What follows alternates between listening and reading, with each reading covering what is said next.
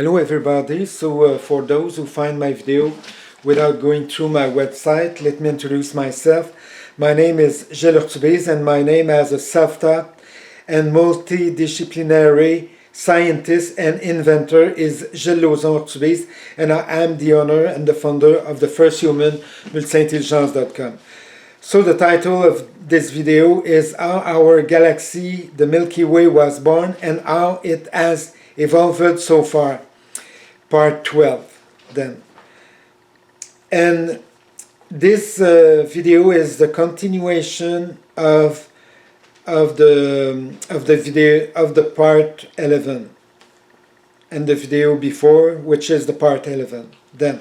And that continue, well, and these texts that's following is come from the article, which is the black hole 4.4, and it still continue, and it's continue with the number, which is 17.22.6. By hypothesis, how old is our galaxy? The answer to this question is impossible to establish with certainty, of course. Nevertheless, it is likely to be between 6 and 20 billion years old. So, yes, between is born and between is born and now. So, because I don't consider the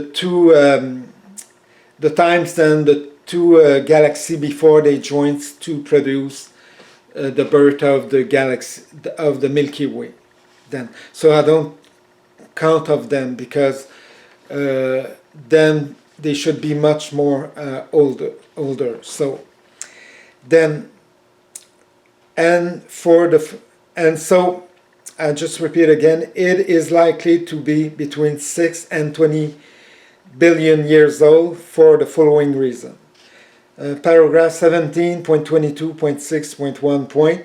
When the old and defunct mother ancestral supermassive black sulfur and the smaller supermassive black sulfur happen to meet and intersect on each other at the time of their meeting and their gravitationally forced crossing over each other because of their gravitational capture's orbit. So why? So this is why then two black sulfur, when they cross each other, they have to keep going because of their gravitational orbit, because their gravitational captures orbit. That's why they have no choice, and they go on each other to do two possibilities: a fusion or a burst on surface, and after an explosion, which is depend of their size. And so for the supermassive black sulfur, it could be supernova or hypernova for the biggest one. Then, so I keep continue, because of their gravitational captures orbit, which are parallel and slightly offset for each other, but thanks to the sufficiently large volume of the two supermassive black sulfur, they have close enough to reach other, so that at the time of their contact, they comes into contact sideways and on top of each other's, and then burst into a violent burst on the surface, and then into a gigantic an elongated explosion elongated explosion either side of them in hypernova, and among those who are apart. So the biggest, no, so it's only for the biggest one, which it's going in the class of the 5th or the 6th or 7th most powerful class of the most powerful supermassive black sulfur in the universe. So next paragraph, which has the consequence of leading them to engender the birth of our supermassive black celestial sphere and our Milky Way galaxy at the same time. So, and of course the birth of the supermassive black celestial sphere daughter, so which is the one right now in the center of the galaxy.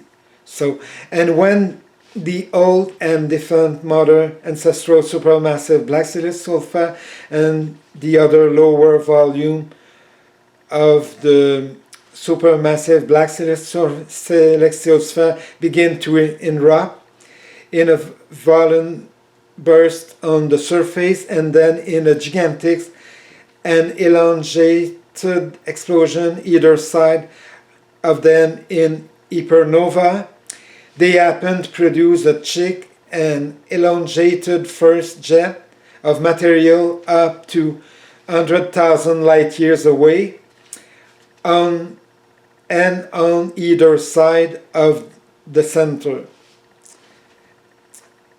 So next phrase is this first collision between them has the effect of creating a small and very short break, and just after a thick elongated second jet of material up to 100,000 light years away, and so as to propel the rest of the matter from the supermassive black celestial sphere, which is smaller than the mother black celestial sphere of our supermassive black celestial sphere daughter from the center of the Milky Way. So that these two thick and elongated jet of matter up to 100,000 light years away, they have the consequence of producing the four imposing slender arms of 100,000 light years in length.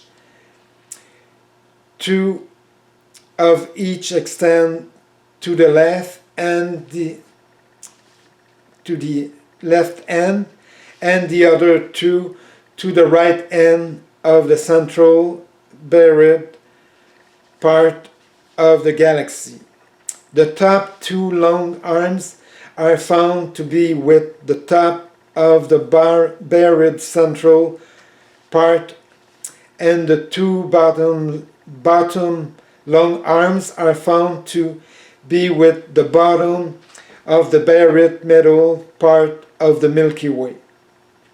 Subsequently, the four imposing and slender arms of 100,000 light years in length are found to bend at a speed which is considerably low, and until they reach their current form of today, due to the gravitational forces of our supermassive black celestial sphere daughter from the center of the Milky Way, and the fact that the current curvature of the four imposing and slender arms of 100 light years in length is not considerably accentuated